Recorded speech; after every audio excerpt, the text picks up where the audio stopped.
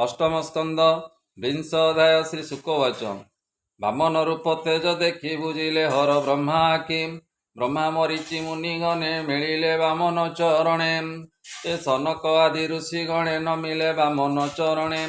पुराण इतिहास वेद तर्क संहिता उपवेद जम नियम बेनिपासे सर्वे मिलिले महात्रासे। अपरे जोगी सिद्ध जेते ज्ञानी अनल समेते अशेष कर्म बंध पासी अभ्यास करी उभव राशि। बेगे मिलिले मोद भरी स्तुति वचने स्तुति करी विरंची अति तोष मने करे संपुट उपासने। बामन पाद तले जाई तक्षणे ब्रह्म ज्ञान पाई जे विष्णु नाभि पदु जात जाहारे सर्जिला जगत। आनंदे कमंडलु भरी स्तुति सूचि पवित्र गंगावारी मंत्र उच्चारी हस्ते घेनी जे नीर भुवन पावनी। बामन पाद शून्य गला बाजंते ब्रह्मांड फाटिला ब्रह्मांड रंध्रे जल राशि वेगे ब्रह्मांड मध्य पशी विष्णुर पाद पखाड़िला ब्रह्मार भुवने मिलिला। से जल कमंडलु घेनी विष्णु समीपे पद्मजोनि संगते घेनी देवगण से सिद्ध किन्नर चारण जेझारे हस्त उपायने मिलिले विष्णु सन्निधाने। नमी वामन पाद तले निश्चले रही स्तव कले गंगा जेथिला कमंडले ब्रह्माता विष्णु पादे ढाळे शुद्ध पवित्र जल राशि गोविंद नख कोणे पशी तहु उछुली अंतरिक्षे पड़िला ऋषिंक समक्षे। सोम आदित्य लोक जिणी स्वर्गे पड़िला तरंगिणी सुमेरु शिखे अंतरिक्षे जे जल पड़िला प्रत्यक्षे। चतुर्दिगे चारिधारे पड़िला धरणी उपरे समुद्रे पशी चारिदिगे नदी स्वभावे अति वेगे। एवे हो शुण महीपति वरुण ध्यायी प्रजापति घेनी सुगंध पुष्पमाल चंदन कर्पूर सलील सन्निधे धूप दीप थोई फल अक्षत मंत्रे देई जय सबदे स्तुति भणी निर्मल वाक्य वेदवाणी। विष्णुर महिमा भक्ते तांडव वाद्य नृत्य गीते शंख दुंदुभि नाद घोषे ब्रह्मा जे मिली विष्णु पासे अति उल्लासे सुख मने शंख दुंदुभि नाद सोने। विष्णु रजस गाई तो से जे जो शंख पुरे दश दिशे हेमंते महोत्सव देखी असुरे भुवन उपेखी दीपाद दाने स्वर्ग मोहि पुरिला बामन देही स्वस्थाने रही न पारिले बलिर समीपे मिलिले। रही वचन कोपचिते बोलंती बलिर अग्रते ब्राह्मण नुहई बामन प्रत्यक्ष प्रभु भगवान माया विमान करे वर संपद हरिला आंभर। बामन रूप ए जगते देवंक कार्य सिद्धि अर्थे आंभर रिपुए बामन कपटे मागी भूमि दान ए माया ब्राह्मण शरीर संपद हरिला आंभर। एभଳି नित्य सत्यव्रत विशेष ब्राह्मण भक्त केभे मिथ्या न कहे दुखी जनक दया बहे आंभर प्रभु ए राजन निश्चय बईरिए बामन आशया को बध कर बळी को संकट उद्धार।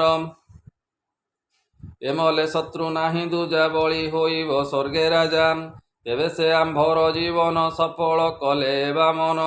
हेमंत बोली एक चिते असुरे धाइले तुरिते शूल खड़ग हस्ते धरी धाइले घोर नाद करी सबदे भुवन कंपिला सिंधु की उछुली पड़िला ताहाकु देखी विष्णु गणे तक्षणे बाहारिले रणे मिलिले करे शस्त्र धरी शंख सबदे मोद भरी नंद सुनंद जय आदि विजय सुबल सुबुद्धि बल कुमुद कुमुदाक्ष विश्वकेशन आदि वश्चम विनता सुत जे जयंत सुबाहु पिंगल मुद्रित सात्विक पुष्पदंत वीर श्रीदेव वसु मनोहर दश सहस्र हस्ती बल स्वभावे तेज अनर्गल बेगे धाइले घोर रणे कुंजर जेने पद्मवन असुर बल नाश देखी बळी होइला मने दुखी।